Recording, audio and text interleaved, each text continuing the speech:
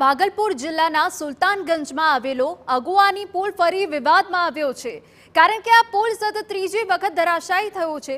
સુલતાનગંજ અગુવાની ગંગા નદી પર નિર્માણાધીન ફોરલેન પુલનો 9 નંબરનો સ્લેબ અને પિલર ધરાશાયી થયો, જેનો કાટમાળ વહેલી સવારે ગંગા નદીમાં પડ્યો। વારંવાર પુલ તૂટતા સ્થાનિકોએ ભ્રષ્ટાચારના આક્ષેપ સાથે જણાવ્યું કે કોઈ જ તપાસ હજુ સુધી નથી કરવામાં આવી।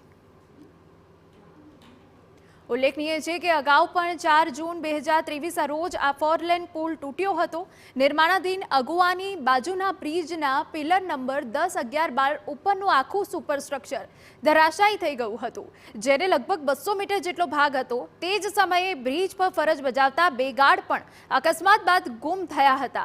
આથી પહેલા પણ 27 એપ્રિલ 2022ના રોજ જોરદાર તોફાન અને વરસાદના કારણે લગભગ 100 ફૂટ લાંબો ભાગ નદીમાં પડી ગયો હતો। જો કે તે સમયે કોઈ જાનહાનિ નથી થઈ।